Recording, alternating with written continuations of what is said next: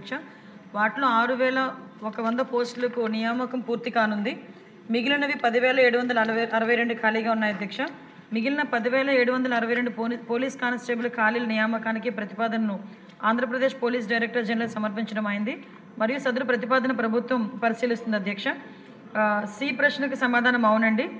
D ప్రశ్నకు సమాధానం 2014-19 కాలంలో మొత్తం 7,623 పోలీస్ కానిస్టేబుల్కు నియామకాలు చేపట్టడం జరిగింది మరియు వివరాలు కిందనున్నాయి అధ్యక్ష. 22/7/2016లో 3,693, అదేవిధంగా మనకి ఏఆర్ 1,171, 27/8/2016లో కమ్యూనికేషన్స్ గురించి 493, 1/9/2016లో మెకానిక్ సంబంధించి 25, 12/11/2018లో సివిల్, ఏఆర్, ఏపీఎస్పీ అన్నీ కలిపి మిగతావి కూడా ఇవ్వడం జరిగింది అధ్యక్ష. 1,528, 279, 300 టోటల్గా 7,623 నియామకాలు చేపట్టడం జరిగింది అధ్యక్ష.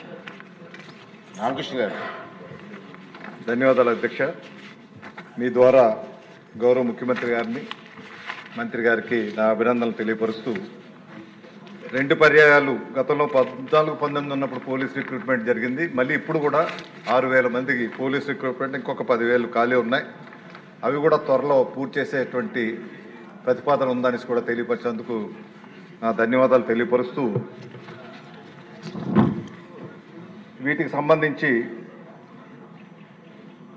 నెక్స్ట్ రిక్రూట్మెంట్లో ట్రైబల్ బెటాలియన్ ప్రత్యేకించి వేసే ఆలోచన ప్రభుత్వానికి ఉందా? అటువంటి ఆలోచన చేయాల్సిందిగా వారిని కోరుతున్నా అధ్యక్ష. అదేవిధంగా ఈ కానిస్టేబుల్ రిక్రూట్మెంట్ అయినాక ఈ ట్రైనింగ్ మాన్యువల్లో ఏమైనా మార్పులు జరిగాయా? మార్పులు చేయాల్సినటువంటి అవసరం కూడా ఉంది. సైబర్ సెక్యూరిటీ కానీ, ఫ్రెండ్లీ పోలీసింగ్ కానీ, మోరల్ పోలీసింగ్, ఇటువంటివి ట్రైనింగ్ ఇవ్వాల్సిన, సైకాలజీ మీద, ఇటువంటి నూతన పోకడల మీద ట్రైనింగ్ ఇవ్వాల్సినటువంటి అవసరం ఉంది. కాబట్టి అటువంటి చర్యలు తీసుకోవాలి అధ్యక్ష. ఇంకొక ముఖ్యమైన విషయం ఏంటంటే, పోలీసులకు సంబంధించినంతవరకు వాళ్ళకి సెలవులు కానీ, లేదంటే ఇతరత్ర ఆరోగ్య భద్రతలు కానీ బాగా క్షీణిస్తూ వస్తున్నాయి అధ్యక్ష. గతంలో అయితే పోలీసు ఆరోగ్య భద్రత స్కీమ్ కింద అన్లిమిటెడ్గా వాళ్ళకి ఏమైనా యాక్సిడెంట్లు జరిగినా వాళ్ళకి వచ్చేది అధ్యక్ష. ఇప్పుడైతే 1 లక్ష రూపాయలు మాత్రమే వస్తుంది అధ్యక్ష. 10 లక్షలు చేశారు, 5 లక్షలు చేశారు, ఇప్పుడు 1 లక్ష రూపాయలు మాత్రమే. అది ఎంత పెద్ద ఇంజురీ అయినా, పర్మనెంట్ డిజేబిలిటీ వచ్చినా ఆ 1 లక్ష రూపాయలు ఇస్తున్నారు అధ్యక్ష.